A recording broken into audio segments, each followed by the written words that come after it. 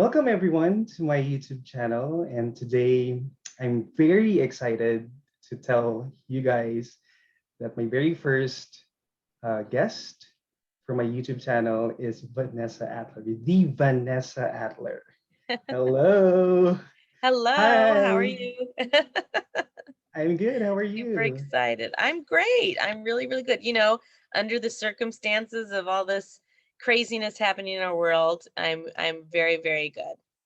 That's great to know. So tell us, Vanessa, the last time we saw you was back in 2000. That was way back in US 2000 Olympic trials. So Yeah. how has been your journey since then up to now? Wow, it's been crazy. Definitely a lot of therapy, Mhm. but I'm just a lot of growth. I think, my first big thing was doing the reality show called Starting Over, Yeah. which really helped me a lot. Letting go of just kind of what I went through at the end of my gymnastics career. Um, because there's not much help out there for people that even just retiring from gymnastics. So it took me a while, and then after that, I really got into coaching, which I think was really therapeutic and kind of wanting to connect with kids and be in the gymnastics community in a different way because I've always loved Mhm. gymnastics and I always will. I think it's an amazing sport. So basically, I've just been coaching all the way up until the end of 2019. Yeah. And then my children were or my son was getting into school. So I kind of always had a plan of once they started school, I would kind of take a break from coaching if I could, Mhm. just to kind of be with them. Because in the coaching world, you're always coaching in the evening. So I wouldn't see him in the morning because he'd be at school, and then I wouldn't see him much in the evening. So Right. I kind of tried to get all of that together to Together. where I could Mhm. take a break, and so it's been a blast, and I still watch gymnastics. I'm still really into it. I'm just kind of being a stay-at-home mom right now, though. Right. And right now you have two kids, right? I do. I have a one son named Darwin, and he is 7 years old, and I have a daughter named River, who is 3 years old. 3 years old. Very Yeah, cute. Okay. thanks.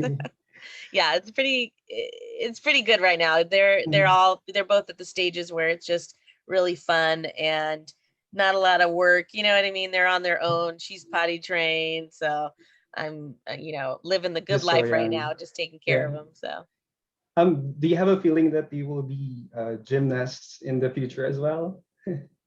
You know, um, actually, my son Darwin, I put him in. He was on like a pre-team Hmm. where I used to work at, like when he was 5 years old, and he liked it, but he wasn't like in love with it. He's more in love with like martial arts type of stuff. Okay. So he's gonna be into that. And then my daughter, um, she was too young at the time, Too young. Mhm. but she was like she was a gym rat basically because that's where she was born, was playing around in the gym. So she would like, I could tell she really liked it a lot, and she definitely has the body type to be a gymnast. um Just like her mom. just like her mom. Yeah, she does. She's definitely different than me. She's not sensitive and more of like Mhm. a go-getter type of person, but I might put her in gymnastics. I'm actually really close to, I don't know if you know, Waller's Gymnastics, Chris Waller, who's the head coach of UCLA. His gym is not too far from us, so maybe when the pandemic dies down just a little bit more, I might put her in some classes. But I'm definitely going to try a lot of different things, but because I kind of want to just enjoy watching their sports. And I Mhm. think it might be difficult for me to enjoy watching gymnastics because I know so much about it, and I Yeah. don't want to be critical, and I don't want to Yes. be critical of the coaches or anything like that. I Um, just want to sit and watch and have fun. So if she likes gymnastics, I might be, screwed, but but I'm gonna try her in different things and we'll see. So, but I think and Darwin definitely wants to just stick with martial arts. martial arts, yeah. Well, Yeah. as long as it's in the line of sport, yeah. Yeah, of That's course. good. Sports are so great. Yeah. Okay. Well, you mentioned earlier that you had experience in coaching as well, coaching gymnasts, and you know for sure the feeling of being a gymnast back then and being coached. So is there any different style of coaching that you applied as a coach to your young gymnasts Oh, compared to hold on how one you were second. coaching? Oh, sure. My daughter's coming. Yes, honey. Say hi really quick and then we gotta go. Oh, hi. Say hi. I gotta go. I'm talking, Hello. okay? Hi, that's my friend. You gotta go and go talk to dad if you need something, okay? Bye.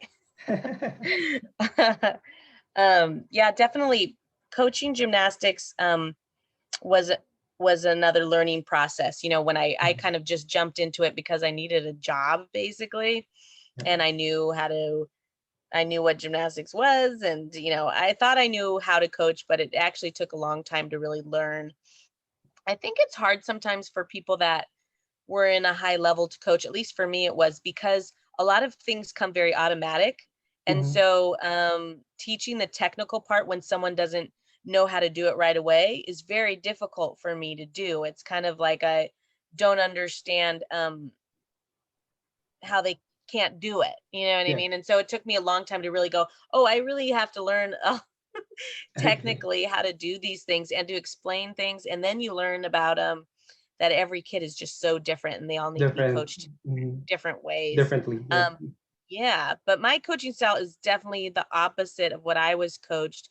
I am very like low key, low stress, you know, Okay. and probably Mhm. why a lot of my gymnasts weren't at a super high level. I didn't really want to be there in that. I didn't want to be in that environment. And um, although I know there is a way to do it positively Mhm.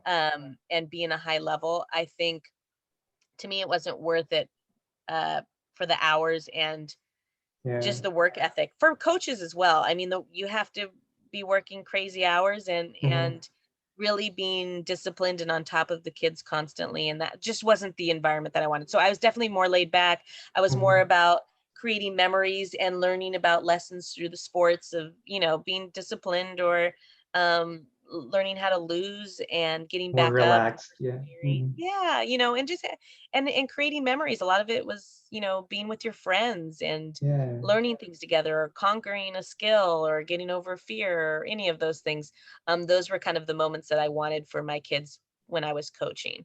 Yeah, that's good to know. And sometimes if the environment is kind of lighter, I think the gymnast tends to absorb the learnings, the skills kind of faster, Yes. right? I think so. It just depends. I mean, it definitely works to be the other way, Mhm. but it is also very detrimental to their mental health. You know what I Mental mean? So, I health. mean, Yeah. you can scare someone to death and to do a skill, you know, and you can yell at them and scream at them. Those things do work, Yeah. you know, but do we want to do that? No, of course not. No. And so Mhm. sometimes you have to find a different way. And sometimes because people don't want to take the time sometimes to really find out how to get someone to do something, you know, through self motivation, all of that stuff. They tend to go the other route and do the easy way by force, basically. So, Mhm. yeah, Which is a sad. lighter environment for me is what I think is the biggest thing is that they stay in the sport longer. You lose a lot of less athletes when they're happy, and that's, you know, Yeah. that's a fact. You're happy, you're going to stay in it, and that's what I wanted for my kids is for them to be able to retire from gymnastics and come back, you know, every year because they want to be back there and say hi and they had good memories and not be, Mhm. you know, scared to come back or stressed about it.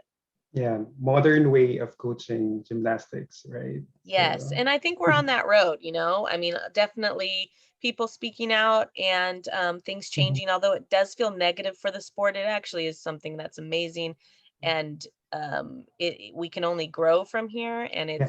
I think it's gonna get better, and we just have to keep reminding ourselves that this is a good thing that people are speaking out. You know, that's the only way Right. change is gonna happen. And yeah, so I definitely agree with that. Yeah, and we're kind of go into a deeper level into that later. Okay, okay. let's see. So tell us a little bit about how you were as the lead director of American Kids Sports Center, and Um, yeah, go ahead. yeah. kind of the same thing. I just was a light and low stress kind of person. So Mhm.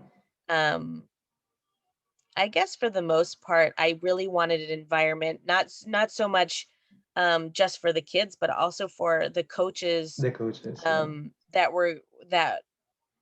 were on our team coaching, for all levels from compulsories up.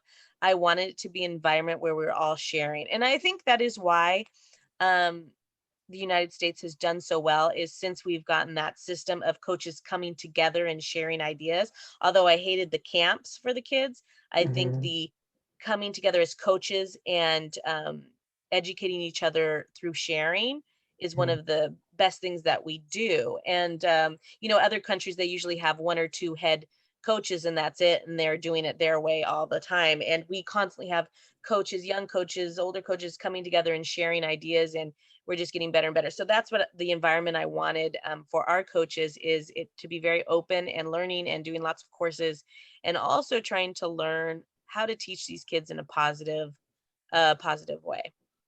Yeah. For the growth of both gymnasts and coaches, right? Okay. Yes. Um, all right. So I guess that for this part, I'm pretty sure the fans will really love this. Tell us at least three gymnastics related trivias about you. Something that you've never shared in the past, like in previous interviews, that Boy. you want to hear. Okay, let's see. Let me think of some memories. Well, I do have one. I don't know if I've shared this before, but I'll share it. Okay, here we go.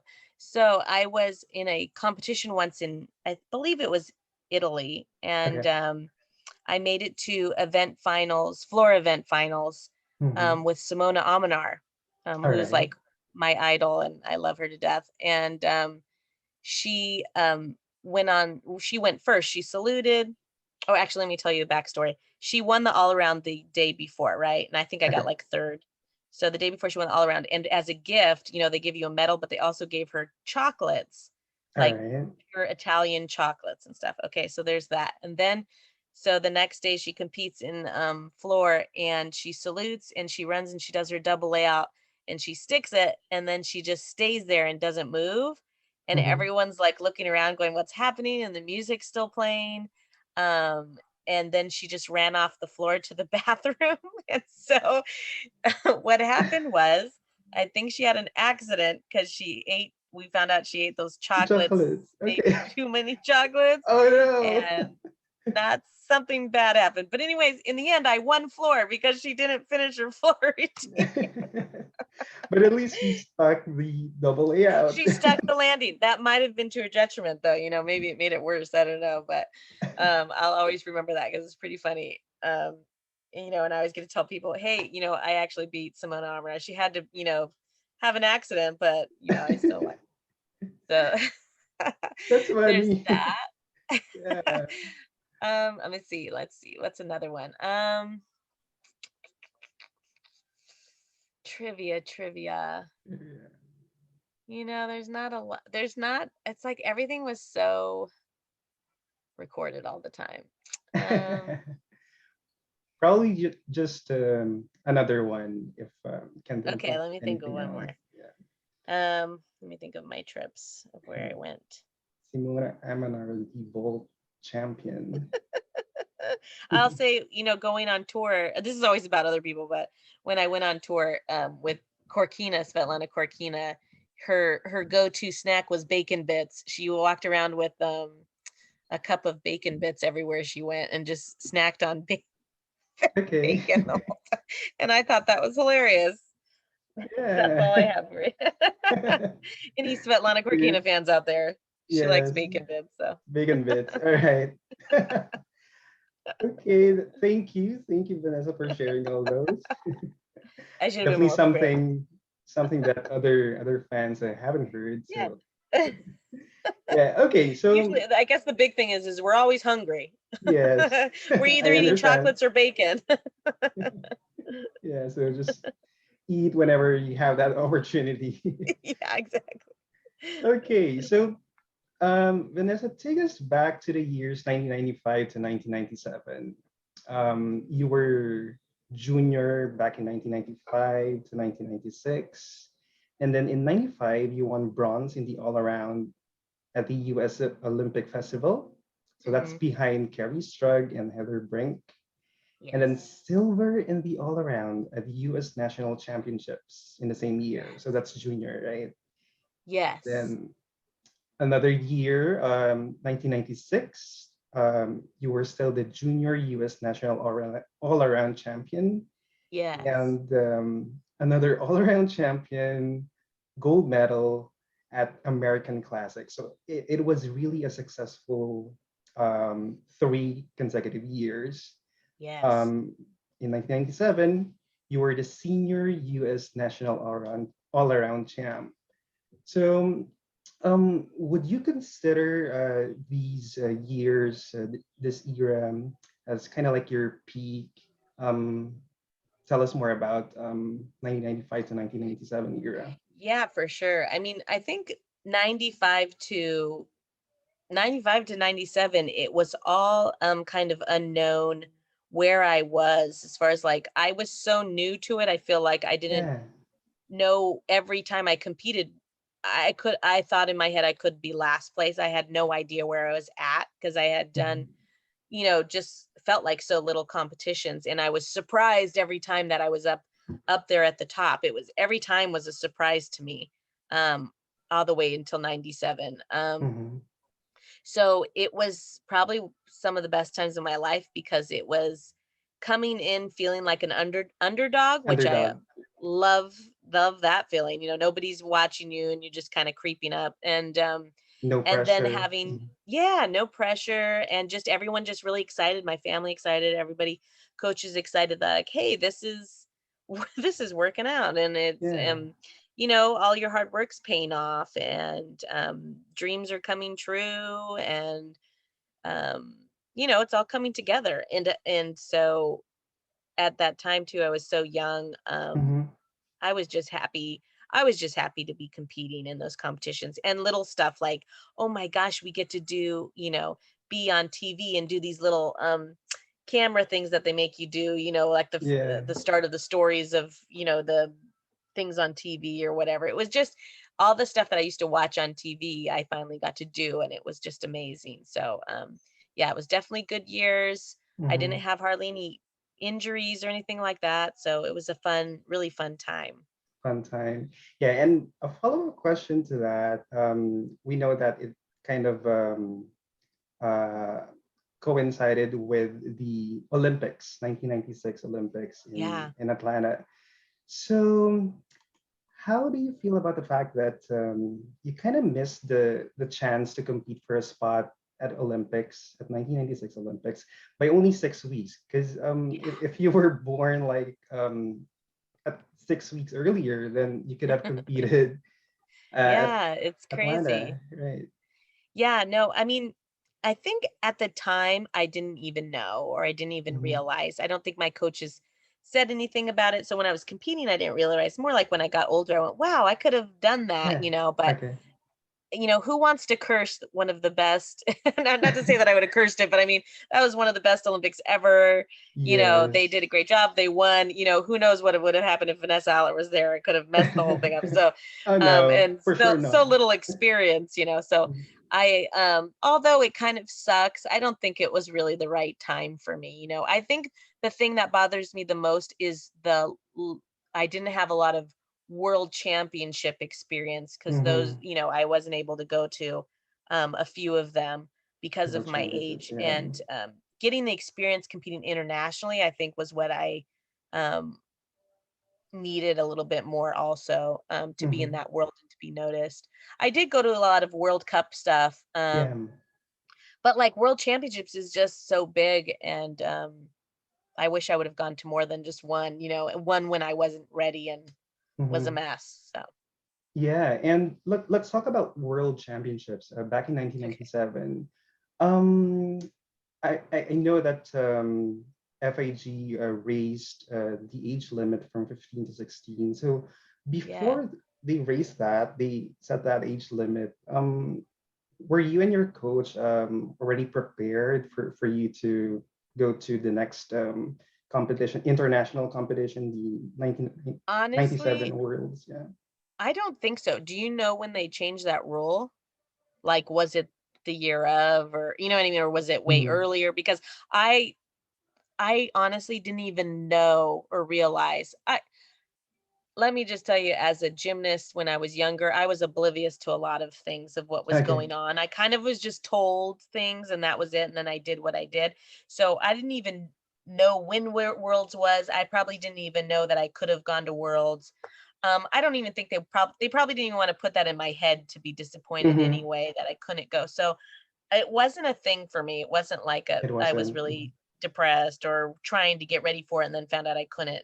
It was more of just preparing for the future, I think, was what my coaches and I were always assuming Right. was, we're going for 99 and 2000. Like that's when we want to be ready, basically. So yeah. I mean, it Yeah. sucks now thinking about it that I missed out on that. But yeah, at the time I really didn't notice. Hmm. But it's good though that your coach kind of didn't talk about it, because that will probably just make you disappointed at that time. So. Yeah, I think consciously he knew I was very sensitive to things, and Mhm. he also, just from past experiences of other gymnasts, knowing that I think Steve really wanted to protect me of all of those things going on. So Yeah, that's great to know. yeah. Okay, so next one, Vanessa, in 1998, so this year, you were already age ready for international competitions. So that's the year when you finally were able to compete outside the US for Goodwill Games. Oh So yeah, tell us more that was in the about US, but your. yeah.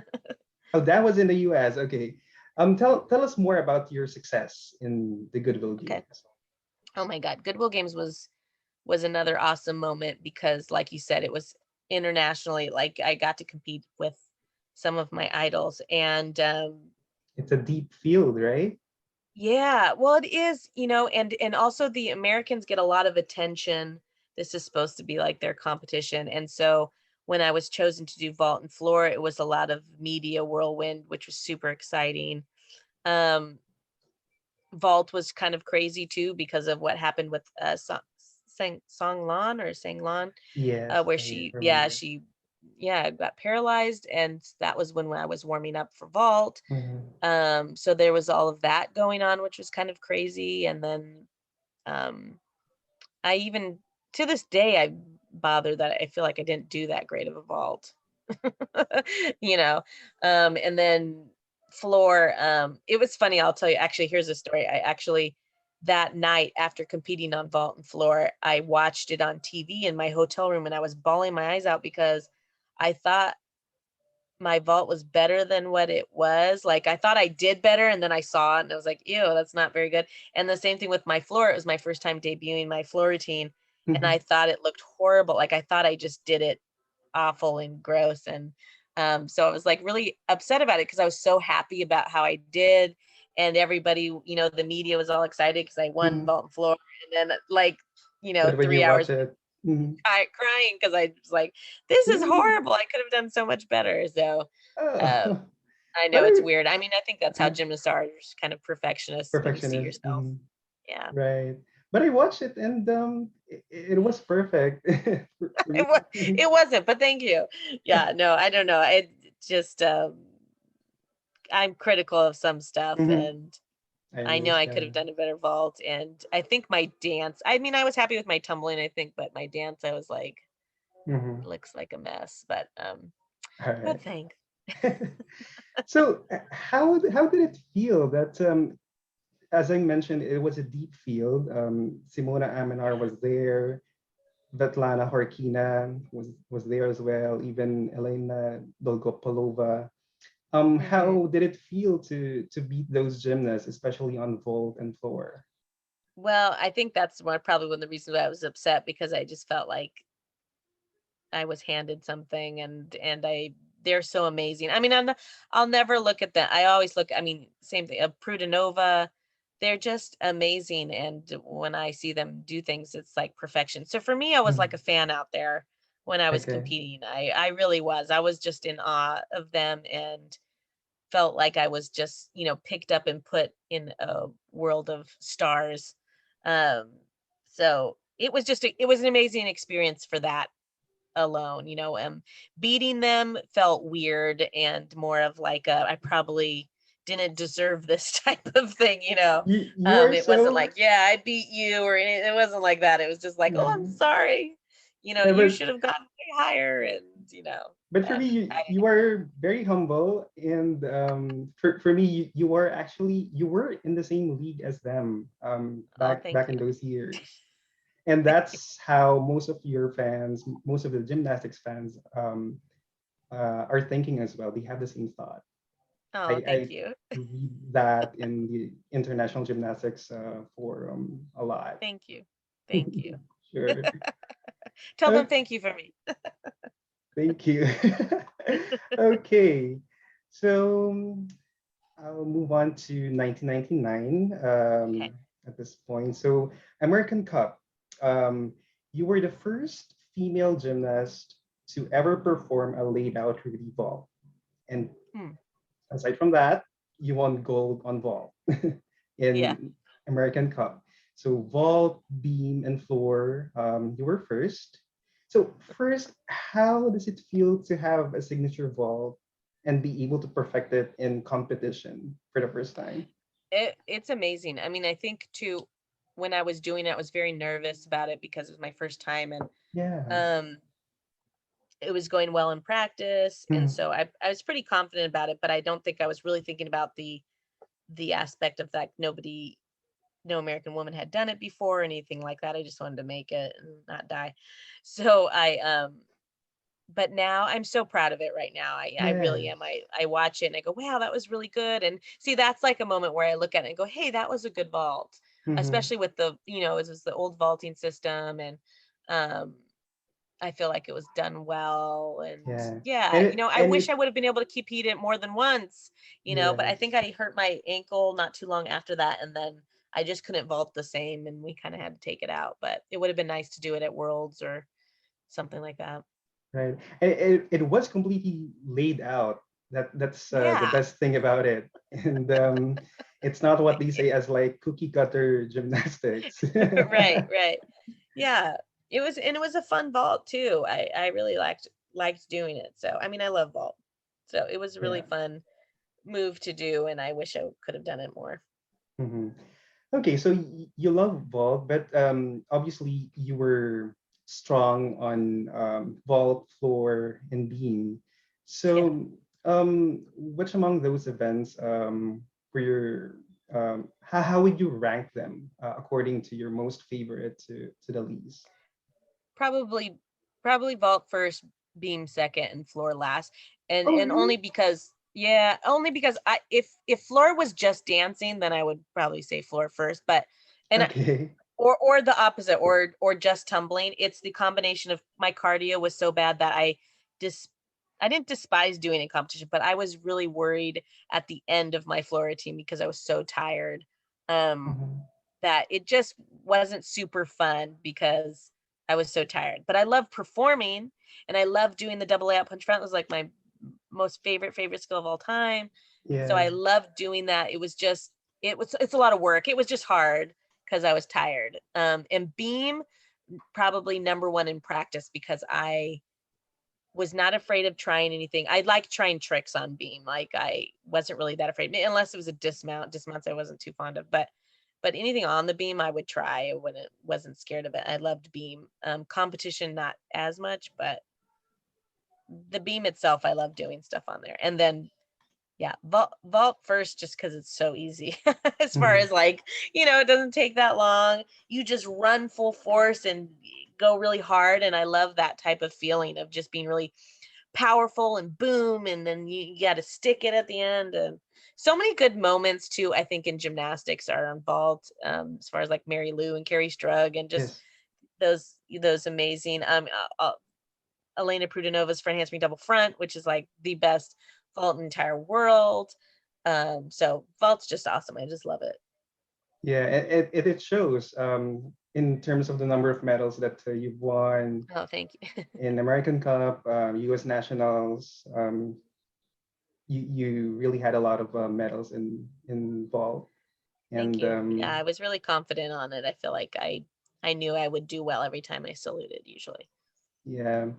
And let's talk about the 1999 U.S. Nationals, wherein you made a very good performance on floor exercise, and it's in YouTube everywhere, posted in Facebook, in different forums.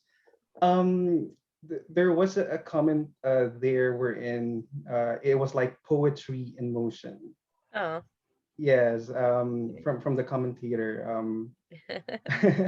So how do you still remember that specific moment? Oh yeah. How was your experience back then? I know that you just came from an ankle injury You mean the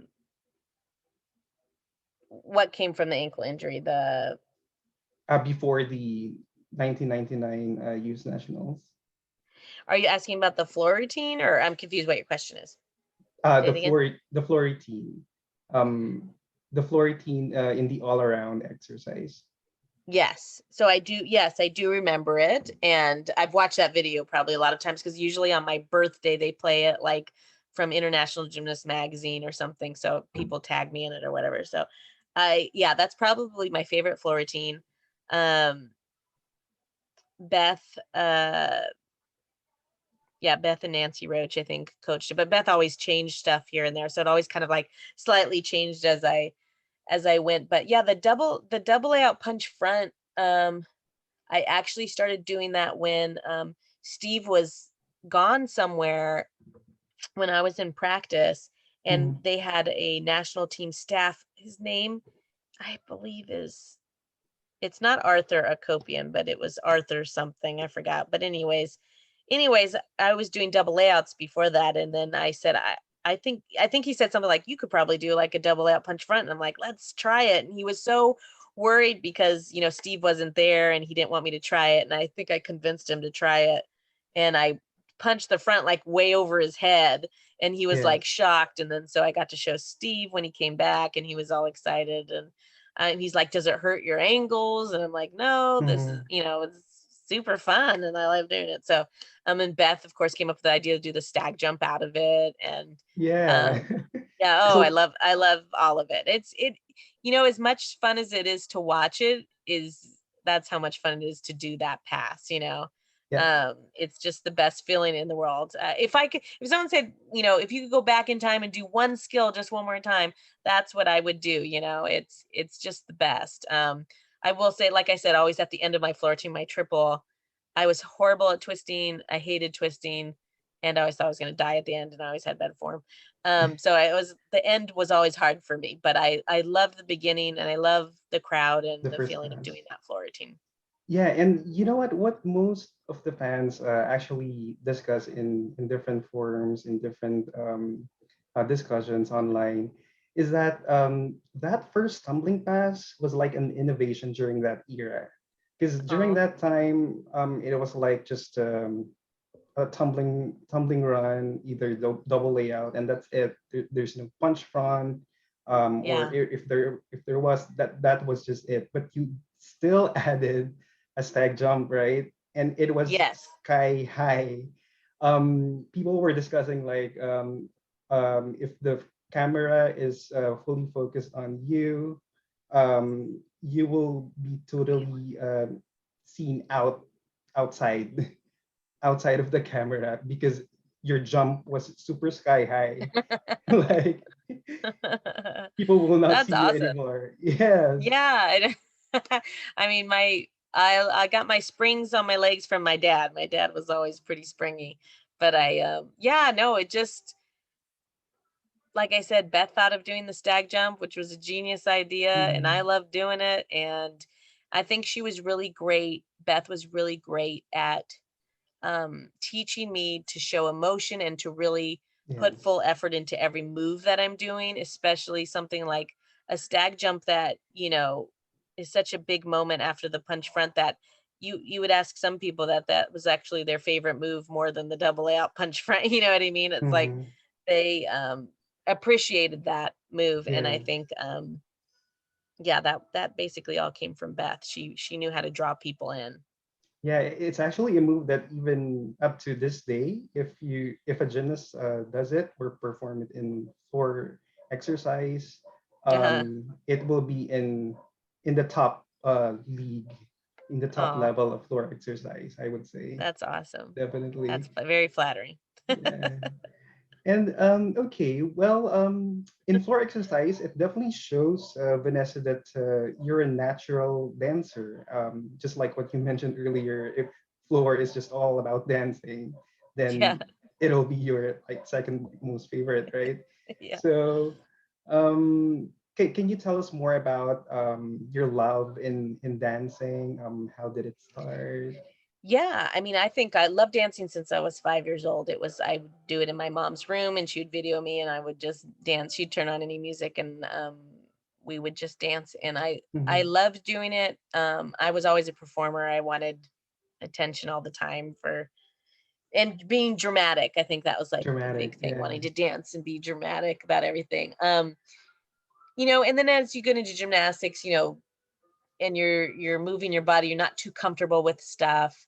Mhm. We definitely went through like a cutesy stage. You go through that cutesy floor routines and the little silly stuff, which I thought was a blast and fun. But I just loved when we finally switched over, and Beth and Nancy Roach did that floor routine. It was my first time really being able to do something dramatic, Mhm. and I think it was just the right timing too. I was always so bubbly and jumpy and bouncy and out of control, and that's kind of how my floor routines were for a while, until I feel like we finally came into our own of that floor routine, and I Mhm. was I was starting to evolve into being more of a woman, Yeah. and getting into more serious things and being able to control my landings on floor routines and Mhm. just all of those things. So I think it just all came together.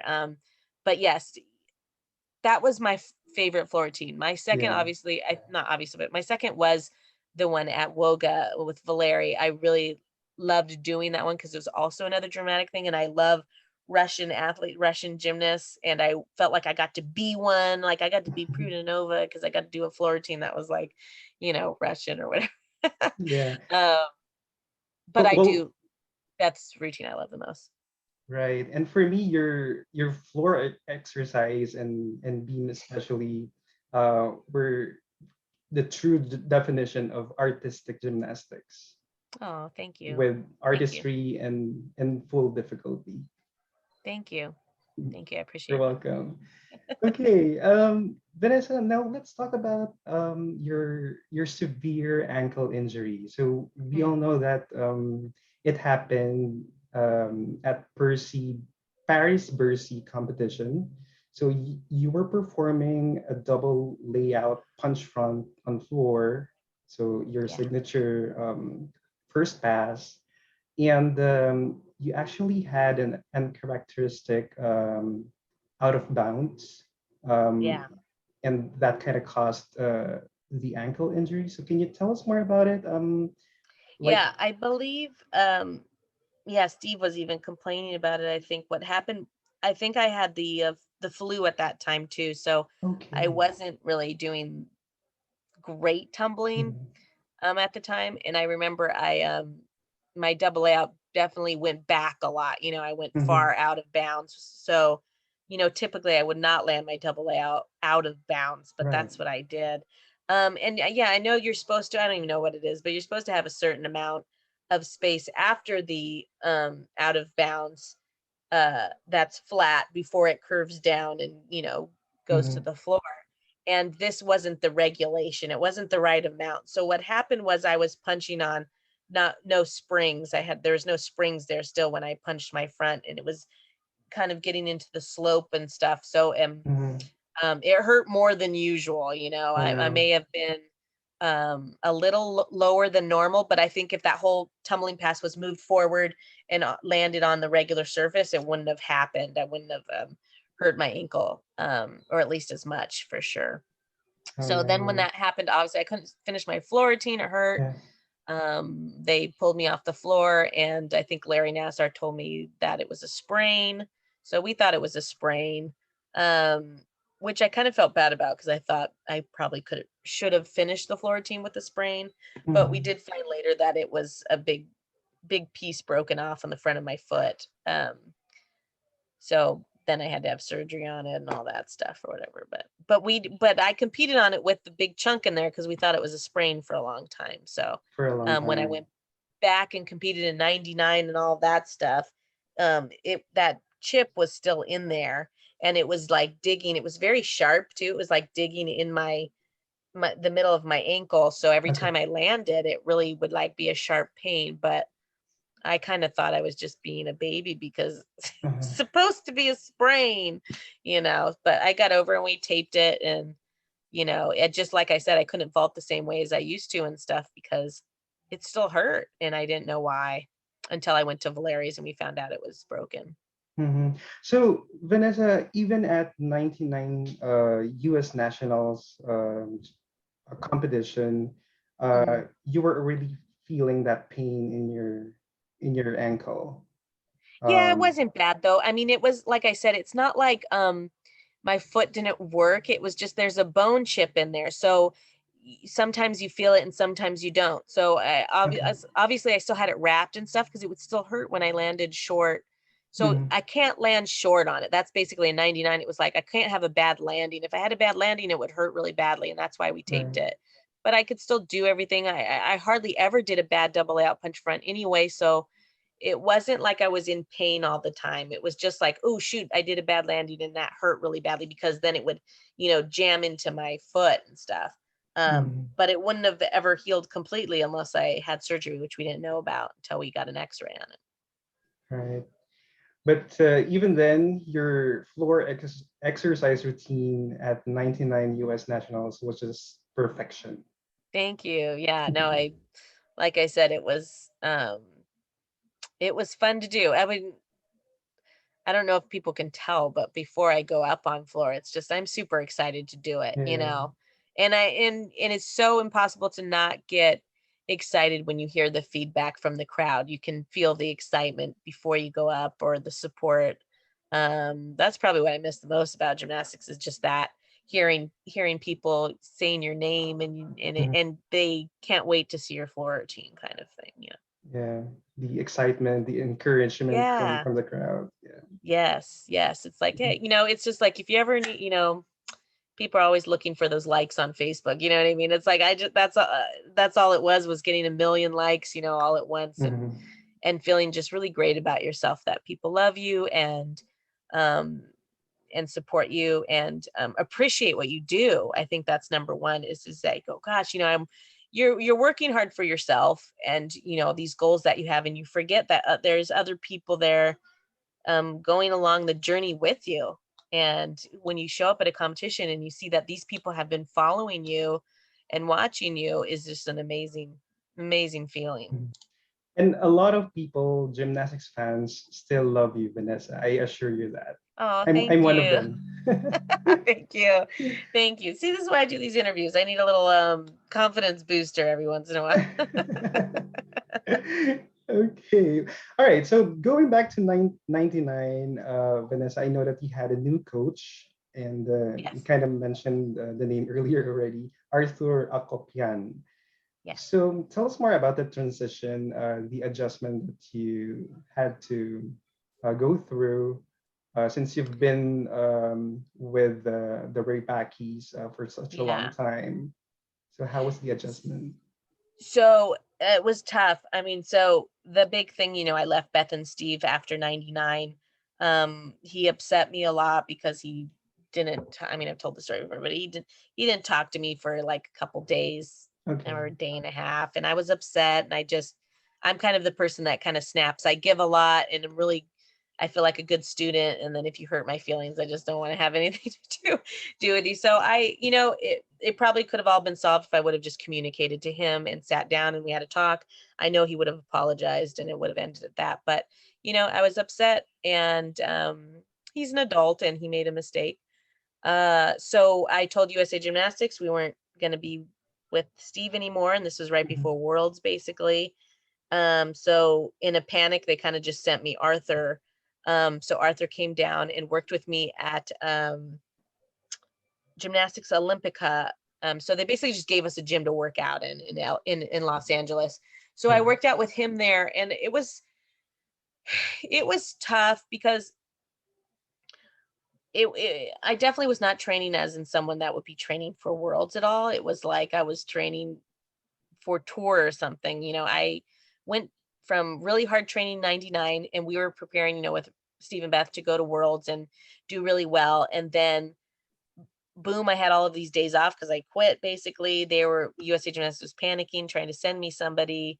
Finally, he comes, and then we go to the gym to work out, and he's just really nice and which is great. And I feel like I needed that at the time because I was so overwhelmed with everything of leaving and all that stuff. So Mhm. mentally, it was exactly what I needed. Somebody very kind saying, let's just do a few routines and you can go home and stuff. So it was kind Mhm. of one of those things. And it was the first time I, you know, did one routine on each event and then left home. You know what I mean? It felt weird, and I felt unprepared but happy at the same time because I Happy. finally was getting a mental break. Yeah, Mhm. I just yeah, but it was the worst time, because it was right before. If you're looking as far as like professional wise, it was the worst time because I was supposed to be preparing for Worlds, which means in my head I was supposed to be doing more numbers and being more serious and doing all these little details and stuff, and it kind of just all went to. I was just pulling stuff out of my butt, basically, of just like trying to get things together. And then when I showed up at Worlds, I totally felt unprepared, which was really awkward too because Steve was Yeah. there and he was there with Jamie. So I Okay. was more stressed about all of that drama happening. And my ankle was still broken, which we didn't even Mhm. know about at the time. And then having a new coach and Arthur, but Arthur was great. He was really great, and he supported me and was very nice. Mhm. And I had a great experience with him. I just was not ready for Not Worlds, and ready that I wouldn't physically. even say that was his fault. It was just I think he was just trying to do the right thing and knew Mhm. that a lot of drama was going on and just trying to get me through it. But yeah, that was really just the result. Worlds was the result of just Mhm. someone barely working out, But you really. know what, Vanessa, going back to 99 World Championships, especially the preliminary competition, you were actually seventh in the all-around competition, going into Yeah, the final. And yeah, I watched every routine that you made: vault, beam, bars, and floor. They were not very perfect if you compared it way back in 97 or 96. But yeah, if you would watch it closely, like from an outsider's perspective, you yeah, wouldn't think that you were injured at that time. yeah. How did you do it? Um, I don't know. I mean, I'll be honest with it. It was hard because I also was. I know I wasn't out of shape, but I was out of shape for what I was used to, and definitely had gained a couple pounds and had done less training. So it was shocking to me. Like, like I always say, my floor routine, cardio was just horrible for me. Well, when I went to Worlds, it was like I was going to die. I couldn't even get through the second pass. So it was me just kind of like saluting and trying to pump myself up and go like, just get through this, like you can do mhm, it, and I don't know if you can tell, but some of my double out punch fronts were super low. And really, remember when I said it only hurt if I landed really horribly? Well, that's what it was. I was landing really hard and mhm. short because I wasn't in shape. I hadn't been training a lot. And so every time I punched that front at Worlds, it was very painful. And that was, I Painful. think, I don't know if it was what pre not prelims or all around All or around. finals or I know. something. I didn't finish my floor routine at all. Yeah, because I was in so much pain.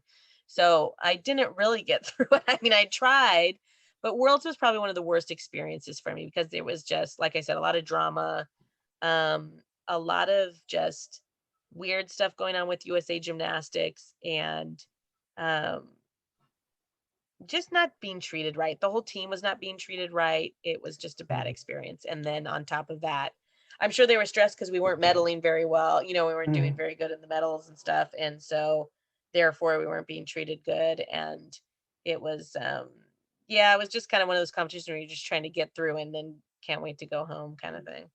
Yeah, especially following the years of the Magnificent Seven from the Olympics, right? The Yeah, I pressure. mean, they're coming from USA Gymnastics coming from such a high and so much money from that and wanting to that to continue. And then I think them getting just very frightened and very scared that we weren't there yet. And what they wanted to do was blame us for the type of athletes that we were, as far as, I think sometimes if you look back in 96 and or 1990, 96, or actually way far before that to 96, all of these athletes you watch on TV, they get off the floor routine, there's no smiling, there's nothing. It was Mhm. no talking, no smiling, just dead serious, which I think is a lot. Bella Crowley and Steve Nuno and all that type of stuff is just, they were just robots. And then you go into this new stage, and I think we had younger coaches coming in with a different type of coaching, and we more had personalities and would Mhm. talk and smile and be a little bit more bubbly. And I think USA Gymnastics thought that that was part of it, was that we were not being serious enough. We weren't dedicated. We weren't Yeah. hard workers, and that they need to get our shit together and make a camp and all of this stuff, because they're going to lose a lot of money. Mhm. We're not going to medal for them. We're not going to do all of these things. And so the blame was put on the athletes, which sucked. That's just sad because now you can see gymnasts talking to each other right after their exercise, right? But back Yes, and it's then, amazing. It's amazing. It's so much fun, and all the social media is helped really create personalities where people get to know the athletes, and it wasn't like that before. And so it has nothing to do with that. It is actually more helpful, as far mm, as mental health, is to be able to speak your exactly, mind and stuff, obviously in a respectful way, but mhm, um, not to it's just, restrict your emotions or control yourself. yeah, I mean, we're people, and even interviews, it was like back then interviews were so cookie cutter, and the athletes would say the same thing over and Mhm. over again. You would get nothing from them, and I just feel like our generation was just a lot more, we're able to speak, and to say our feelings and things like that. It was starting to get into that, and now it's amazing. You really feel like you can get to know these athletes that are competing now, and I'm so glad that it's like that. But I don't, obviously, how amazing these athletes are. It has nothing to do with speaking your mind is going to ruin your work ethic or anything Yeah, like that. So we were it's just unfortunately caught in the middle of that change, that's changed. and Yeah. USA Gymnastics' fear of losing money. Mhm. Okay, that's very sad to hear, but let's move on from the 1999 World Championships. So tell us now more about the transition. So from Arthur Akopian to your new coach, Valerie Lukin in 2000. Yeah, so I think what happened was at championships in '99, when I was competing, my parents had met with Bob Colarasi, who was the president of USA Gymnastics at the time, and also Bella Caroli had said that he was going to come out of retirement for me. Now, I didn't know that they were having these conversations. I would have never gone with Bella Caroli because I'm a sensitive child, or I was a sensitive child and would have been scared to death to go to him. So I didn't know this was happening. But then when I came to my mom and said I wanted to quit Beth and Steve's and stuff, they thought it would be a great idea to have Bella come and do it. And I said I didn't want to. They didn't really listen to me and just was like, oh, just try it. So while we were trying to do this working out with Bella Caroli thing, that's when they sent me Arthur Arkopian, Mhm. because Worlds was coming up. So we didn't have time to figure that out. And then after Worlds happened, Bella Caroli kind of just called us and said, hey, I changed my mind. I'm not going to come out of retirement for you. USA Gymnastics actually hired me to run the whole program and the whole team and everything. So this was kind of a weird thing, because Bob Colarossi was the one that wanted me to go with Bella Caroli and all this stuff. And then they behind the scenes kind of changed it on me, which, to be honest, I'm totally fine with, because I didn't want to go with Bella anyway. But what Bella said was, I do have this new young guy, up and coming coach. His name's Valeri Lukin. He's in Mhm. Texas. I think you should go to him, and then I can come by and watch and see how you're doing and kind of like check up on you every few months. My parents were like, great, that sounds like a great idea. And I was just like, whatever. I was already over it by that time. I was probably Mm. sad and depressed. I wasn't with Beth and Steve. I wanted to quit. I wanted to be home. I was just done. And nobody was listening to me. So I was just like, fuck it, I'll just go to Valeri's and just maybe it'll be good. I was just like, maybe Mm. I'll like it. I don't know. But what do I know? So so Like come what then may. Mm. yeah, I'll just go. So then Bella scheduled us to go to Texas. And before we went to Texas, they said, why don't you check your ankle and see what's wrong with it? And that's when we Okay. found out it was broken. So I had surgery before I went Surgery. to Texas. Mm. And I showed up at the airport for Texas, like in a wheelchair with like my cast on. Oh And Bella, my. Crowley, and Valeri were there, and they were not happy. Even though they already knew that I had had surgery, they just Mm. looked they didn't like that I was being wheelchaired That around, is I right. guess. I don't know. Who Mm. knows? I had just gotten surgery like 2 days before that. So then I went to Valeri's. Okay, so at Woga, it was a great experience as far as the community there, the parents, the kids, the athletes were all wonderful. Valeri was wonderful and very welcoming. I went to his house and met Mm. Nastia and made friends, and they were great. Everything was great. I'd say the only part that was very difficult was the weight. So I had surgery for the first time. I had gained some weight, and I had never gone on a diet before. I didn't know what that was like. I always just kind of ate when I was hungry. So that's kind of like when an eating disorder started, because I they were see. so big on like, we need to get this weight off. His wife would take me to a regular gym after practice, and I would wear those trash bag outfits and run on a treadmill, and Mm. she'd take me in the sauna. They would tell me not to drink water, like just really weird random stuff to get weight off, and Mm. it kind of consumed me. So although the environment was great as far as like the training, and I felt like he was great on bars, vault was a little bit difficult, but I feel like Steve was a great vault coach, and Valeri not so much. um it was just the eating stuff was all consuming when I was there, so it was kind of it could have worked out maybe, but if I didn't have this if there wasn't so much attention on my weight, I probably could have it would have been a fine gym to be at. And it wasn't like I don't recommend Woga, with Valeri coaching or anything like that. He was a Mm. nice man, but it was definitely I think they went the wrong route of trying to get me to lose weight. That really Lose screwed weight. me up. Yeah.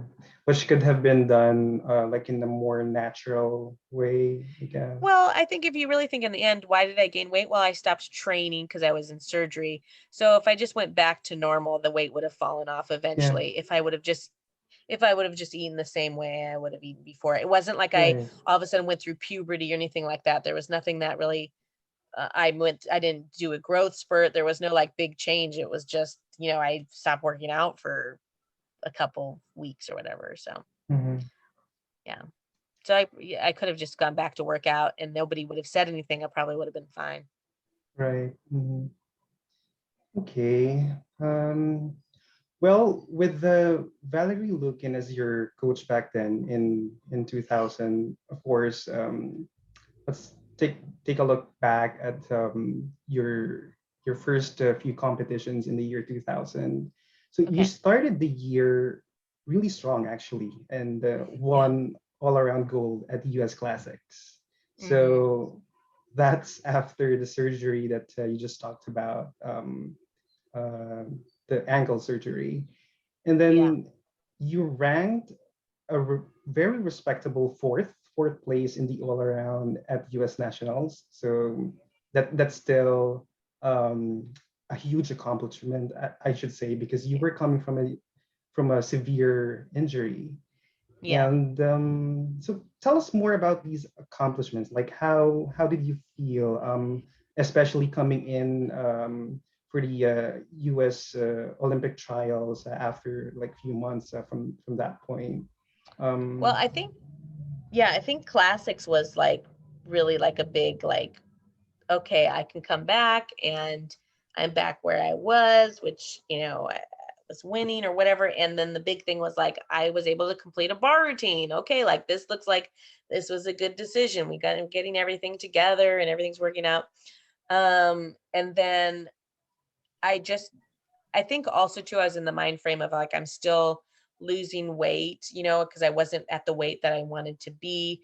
So classics, I was like, okay, like I'm getting there. And then by championships, I'll be like in really good shape. Well, like because I had an eating disorder and was binging, and it just got worse and probably either gained more weight or stayed the same or whatever. And so to me, that was really disappointing that I wasn't at the shape I wanted. And then to me, I mean, to everybody else, sure, fourth is great. And I would tell anybody that fourth is great. But at the time, it was definitely a failure for me, like a feeling like I'm just going lower. And, you know, I'm supposed to be being first and also getting just everything coming together because the Olympics are coming up. Like that was the thing. Like I have the Olympics to get ready for. Like I need to like be looking at trying to medal and things like that. Now I'm Right. getting fourth place. You know, that was like my Mm, frame of mind, which is horrible. And I totally understand mm, that now. And I wish I could talk to the person I was then, you know, and say, you're doing great and yes, relax and, you know, whatever. Fourth is amazing. But, you know, just at the time, it just wasn't at that that wasn't the goal. Yeah. it wasn't the goal. It wasn't my frame of mind. You know, it's sad to me because I feel like other people in adults should have seen that and should have kind of just said that, you know, we're taking baby Comfortably. steps and it's okay. Hmm. Yeah, just be happy with Yeah. yourself. But, you know, it wasn't a good time for me. After classics was great. I felt like I was on my Hmm. way. And but championships was already feeling like a panic of like, this Hmm. isn't good. Okay. So let's talk about now the most important competition of that year, the U.S. Olympic trials. Yeah. With all the top gymnasts from the US, of course.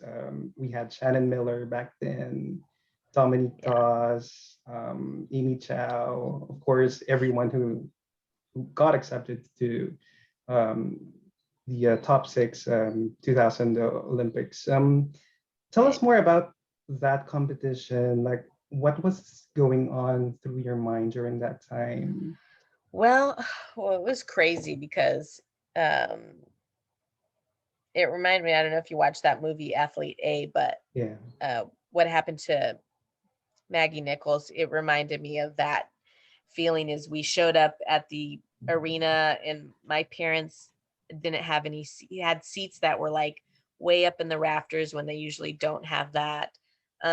Media was ignoring me and not really um it wasn't an ignoring as in like, hey, we're not going to do interviews with you. It was like Tim Daggett and Elfie, and they always say hi to me. They would always come up and wave and stuff. It was this really weird feeling of like, um, they just weren't talking to me, and it felt very strange. So that was weird. And then um, struggling still with this eating disorder and binging and eating. I could barely get through my floor routines. I think Hmm. I was in a practice before Olympic trials at the arena and couldn't get through a floor routine. And Bella had to pull me aside and said, "Don't worry. This is why I'm choosing the team. I can put you on and we'll fix all of this later." He said that to me, which was very strange. Um, I had turf toe, which sounds so stupid, but it really hurt, and I couldn't run over the top of my foot. It's like a football injury, I think. A lot of football players have it, but um, it made it hard to vault, so I couldn't vault normal. And so I guess it was just kind of like, it felt like world championships in 99 of like, let's Hmm. just get through this. And hopefully if I make it, then I can get my shit together and figure it out for the Olympics. That's what I always felt Hmm. like, was like, just get through this and then we'll figure it out and we'll get everything together. So that was happening after the first competition. My mom got a phone call in her hotel room from her agent that said Bella had told her that the selection committee doesn't want me on the team and they're not going to put me on. Like it was like a warning of like, you're not going to make it. They're not going to put you Hmm. on, and I can't do anything about it, kind of thing. So I knew going into the second day of competition that probably, if this is true, I'm probably not going to make it. So Okay. I can kind of like have two frame of minds, which is like, one, just go in there and prove to them that you can do it and go hard. You know, I was kind of going into it with that. And then I Hmm. think I did like a vault that was horrible. And I was just like, this is hopeless. You know, it was so when I was sitting down when they were saying the names of who made it, and they were going to say it in alphabetical order. So I knew my name was probably going to be first if I was on the team because of Atler. And they didn't say my name first. I was just like sitting there going like, yeah, it wasn't a shock to me. I kind of was Mhm. preparing myself that I probably wasn't going to make it. Yeah. And I was just ready to go home. I kind of wanted to get over all of the hugs and people saying they're sorry and all that junk, and then just get out of there and go home and never do gymnastics again, you know? Yeah. So it was just just everything. That whole year was just trying to get through and hoping Mhm. that something good would happen, and it just was falling apart. Yeah. So in relation to that, to what happened in the Olympic trials and the year before that, the World Championships, my first question, Vanessa, is would you if you would have scratched the World Championships in 1999 and probably spent more time to heal or to mentally prepare yourself and probably had that surgery way ahead of time and be prepared earlier for US Olympic trials, do you think it would have changed anything if you I mean, to me, I think the biggest thing, and it's my life lesson for the rest of my life is if I wouldn't have left Beth and Steve's, and I don't want to say like, yeah, everything would have been sunshine and roses, but I think if I would have, as in a regular relationship that you're supposed to do with people and loved ones, is to sit Mm, down and say, look, I was hurt by what you did, and I hope we can come to like figuring out my bar routine, and you know what I mean, just communicating, not just like a coach athlete, do this, do that, just me sitting down and going, this is how I feel, and I'm gonna leave because I'm not happy, but let's figure this out so I don't have to leave. And yeah. I feel like if we would have done that, we would have figured that out. If we also would have figured out and gone to the doctors and gotten my ankle checked and had surgery with Beth and Steve, um, I think I would have made it for sure, because I was with them for so long. They were like my parents. Mm, They were always, for me, they were always supportive and caring and protective. And I think he made a mistake, and they've made mistakes. They're not perfect, mm, but as far as our relationship was so good that I don't see how things could, I feel like the only reason why things went bad is because of this lack of caring from other people. And and I felt cared for with at Beth and Steve's, except for this definitely. one moment that he Yeah. did something that I was very upset with, and that Mm, was the mistake that had happened. So I really think, and I hate saying I could have, should have, would have, and all that stuff, mm, but you know what? If I don't say that, then I'm not learning from anything, and I'm always learning from this stuff. I have a hard time telling people when I'm upset about something, and I tend to like run away from it or ignore it or any of those things. And it's a constant thing of learning that it's very difficult to tell people when you're upset about something, and mm, that moment is very difficult, but usually in the end, everything, people can change if they know that they're hurting you. And so I think, obviously I was young and I don't blame myself for that, but I think things definitely would have gone different if I would have stayed at Beth and Steve's. okay. Well, Vanessa, you mentioned a little bit about bars and even bars. Yes. So let's kind of focus on that a little bit. Okay. Um, there are a lot of discussions about your uneven bars in the past. Actually, I saw a video in 1996 wherein you performed bars really well at Mm-hmm. US Nationals when you were As a junior, junior, as a yeah. junior. Yeah. Um, when did it start wherein you kind of had a feeling about um, like bars is like a devil, as you mentioned before. Yeah. Um, I think I mean, obviously I think 97 nationals when I ended up tying with Christy Powell because I fell on my Komanichi. I think it was a mixture of things. I think it was that skill, and I think it was the media after I had fallen on that, and I don't want to blame the media. I just mean in my head, it felt like a big deal and it was in some ways, I mean, I kind of lost my individual title of being the winner because I Mhm. fell. And so I think just what happened was the next competition, I just bring that with me of like, okay, people are watching me and hopefully I don't fall this time. It was just kind of me doing that. I probably I should have done like sports, psychology or something. I should have gone to a psychologist for that feeling that I that I had. And I didn't really have any of that. I was just kind of negative talk and nobody really helping me through that. But again, I wasn't really telling anybody that I was having negative thoughts Mhm. about that. So I think it was a combination of both. I think maybe in the end, Steve probably should have just gotten rid of it because I had so much mental stuff about Yes. it, and he should have done it quickly. Mhm. Because but it's hard to say.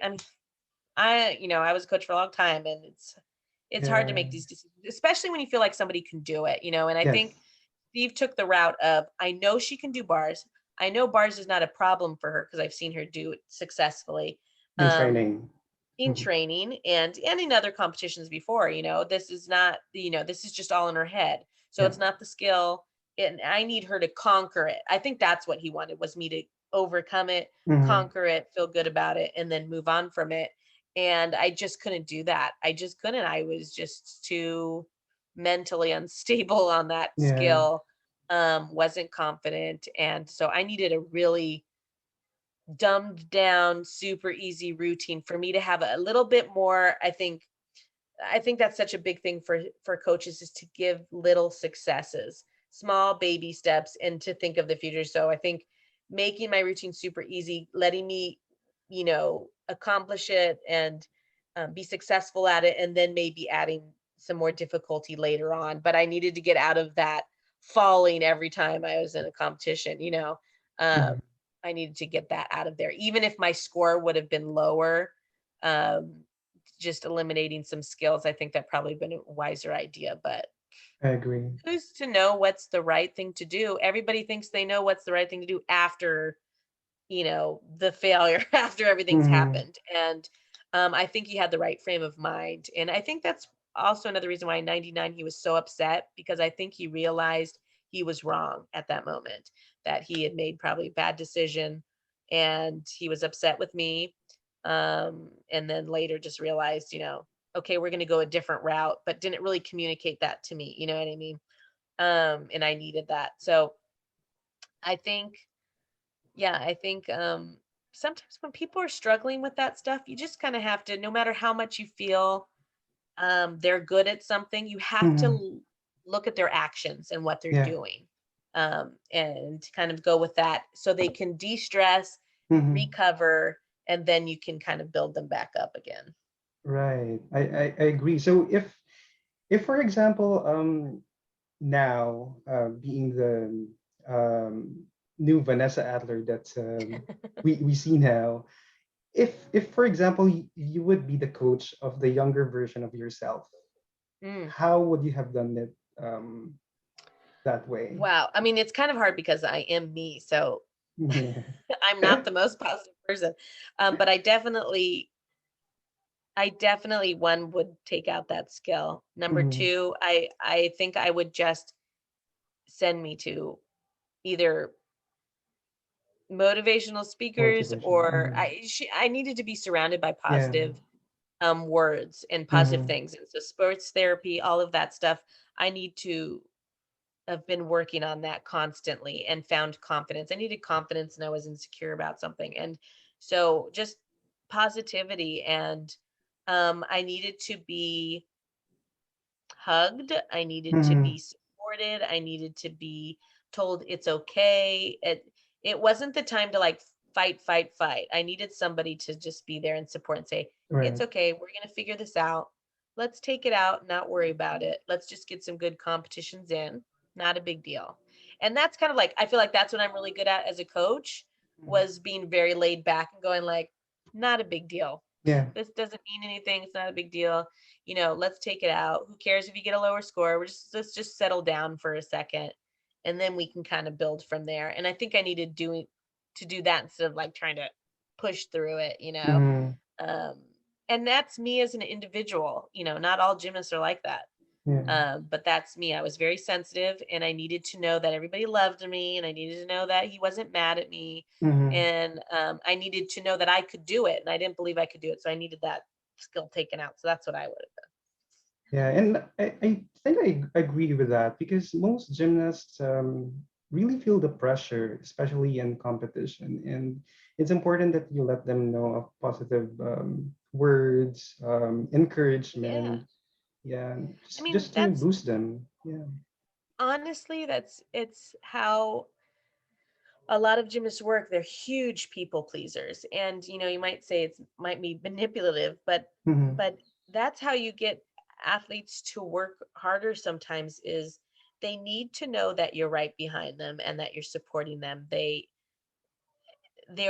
they already are disappointed in themselves when they do something wrong. They don't need extra disappointment, extra people upset with them. Right. And then if you go into the elite world where there's media and fans and all of those things, it's just more people on your shoulders, that you're carrying around. And what coaches need to do is take those people off for you. You Hmm. know what I mean? You need to take stress away, not add to it. It's already such a stressful situation to be in. I mean, as a young person, to be in an arena like that and Hmm. everyone's watching you, it's not like soccer or something, where you have a whole team going at the same time.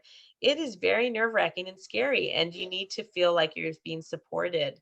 Yeah. Um, yeah, and so it's difficult, and I think the job as a coach is to recognize that and take those stressors away as much as possible. Exactly.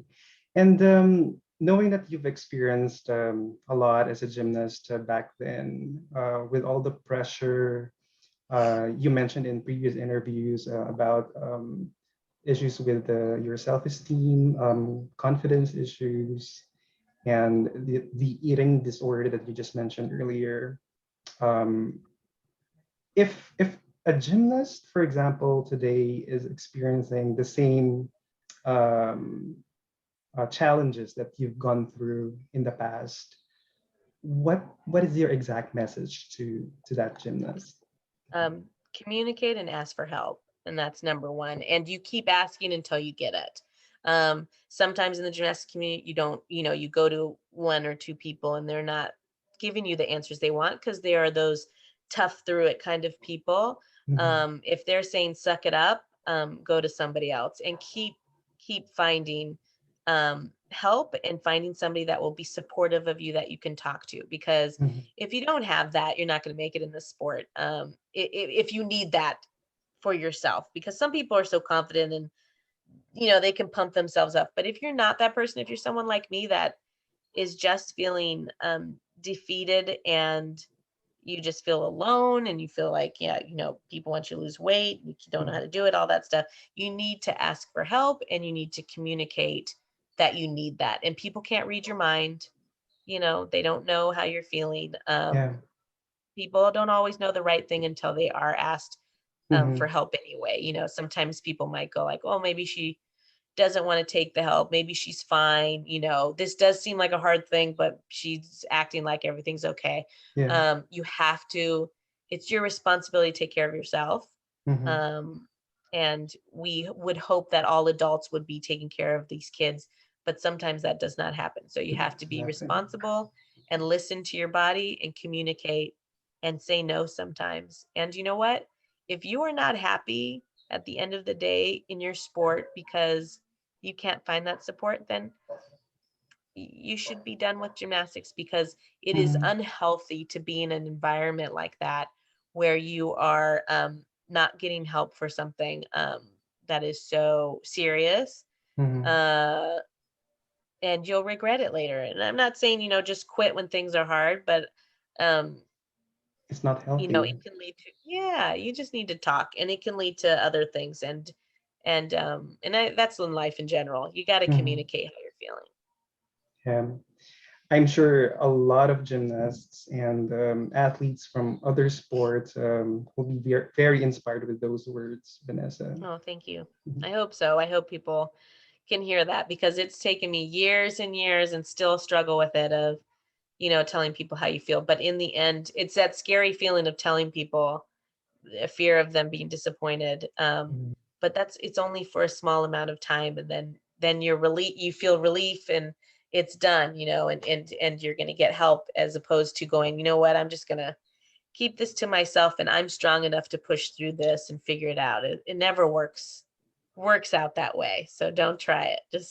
Just talk, Yeah, communicate. Okay. communicate. Um, you mentioned a little bit earlier, and I would assume, of course, that there are still a lot of things for you that need to be changed in the gymnastics coaching scene, the training system that we have, the USA in the USA gymnastics, the camps, um, which currently seems to be standardized in most gyms. But I would say in some gyms, there are new generation of coaches that we have. We're applying like the lighter workload for gymnastics, for training workload. Um, what are the specific things that you would like to be changed in the coaching system, in the training system that we currently Well, have? I mean, my two biggest things that I always talk about is, well, there's a lot, but okay. So I think coaches need to, there should be offered or certification for child development when you're a coach. Mhm. Um, there's just so many Important. important things. It's like we're parents. You say one or two wrong things to a child, and their whole life is ruined. So it is a very, very important role that we Mhm. have as coaches, and I don't think it's taken as serious. Just like teachers, it's not taken seriously enough for how much time as a child you spend with these people. And we should know more about kids if we're coaching them and spending this much time with them. I mean, how many times can you look back at how many times can you look at how you are now and go, I am this way because of something that affected me when I was a kid, because of an adult that had done something or said something or whatever. So it is super important. I think it should be USA Gymnastics should requirement, or at least have something. I'm talking right now. Hello. Say hi. Hi there. Hi. Quickly, what is it? Go tell Dad, please, because Dad knows that I'm in the interview, so you can go tell Dad. And can you close the door? Thank you, baby. Just Sorry. one last question, I promise. Okay. Yeah, so child development, I think is crucial. Number two, there should be education for coaches on weight loss or whatever, nutrition, all of those things, because people are so old school right now, still to this day. I mean, in general, I know there is so many questions about what is the right way and stuff, but I feel like in other sports, especially top-notch sports, NFL, NBA, all of this, they have the top nutritionists. They know everything about everything. And these athletes that are up there, they have to find their own people. They're not given the stuff. It's so in the old school of like low fat, low calorie, that's it. And it's like ridiculous how old our thinking is on nutrition. Mhm. I see. Okay, go put that away. I'm talking. Where is Dad? Huh? Go ask Dada to do it. Thank you. So child development, nutrition, and then there was one more thing. Oh, they need to change. I mean, this is more NCAA, but they need to change the rules on athletes not being able to take money, because our time Mhm. to take money is so small. Uh, and then if we take money, then you can't go to college, Mhm. and that's ridiculous because we can't make most people. I mean, it's changing, which is great, but most people after college can't make money anyway. Our time is up a lot of the time, and I'm glad it's changing. I feel like there's so many more older gymnasts competing, but with all other sports, these people are making money after college, so they can Right. wait a little bit. But just the fact that um, no athletes, unless you're getting gold medal at the Olympics, you're not making any kind of money whatsoever, Mhm. is sad to me. And most of it's going to USA Gymnastics. So That's unfair. yeah, so that's what I would change for starting point. I'm sure that these changes would definitely benefit the whole gymnastics community and For sure. the aspiring gymnasts that we have out there. Okay, so one last question, and I think this is very sweet. Okay. Um, if there's something that you would like to tell a younger Vanessa, like for example, that Vanessa Adler that we saw in Olympic trials, Hmm. what would you tell her exactly? I think most of all, I would tell her that I'm proud of her. I think that's number one is she's amazing, and She is. she inspires me as an older person every day when I see her on YouTube or whatever. And I'm proud of her. I'm proud of what she accomplished, and I feel like she needs to know that she will always be remembered in gymnastics, and she still will have fans later on when she's older. And You still have a I lot of think number one, fans. yeah, yeah, she still has fans. And I think number one is just that I'm proud of her, and that she has nothing to prove to anybody. And she's gonna have a great life later on. And yeah, and just go home to your family and spend time with them. And know that she's accomplished a lot, and that the Olympics doesn't mean everything. It's just a small, very small part Hmm. um, in her life. And although it's rough, and I think that what she needs to realize is that she wasn't working, although she thought she wasn't working to make the Olympics. She was working because she loved gymnastics, and she loved the process of learning things. And she got all of that. She accomplished all of that and was able to have a great journey. And I think that in the end is invaluable. That's very sweet. And as a message from the fans, let me share this as well. To the younger version of yourself, our message is Vanessa, don't be too hard on yourself. We know that you are great. You had so much potential, and it's just that unfortunate things happened in the past, but you were definitely in the top league along with Svetlana Khorkina, Simona Oh, Amanar, wow. Prodanova. That's how we looked at you. And Oh, had you been mentally and physically healthy and in included in the 2000 Olympics, you would definitely end up in the podium finish. That's the message oh, from your fans. thank you. That means so much. And I love all of my loyal fans that have been with me forever. And it makes me feel really good to know that people that I was able to inspire people and make them happy. And I get the same joy of watching my favorite people in gymnastics. So I can relate, and Yes. I'm right there with you. But I really appreciate it, and I hope I can do more for gymnastics later, and make everyone proud. So We look forward to that. All of us look thank forward you. to that. Thank you. Wow, thank you. Thank you very much, Vanessa, for this wonderful opportunity. And You're welcome.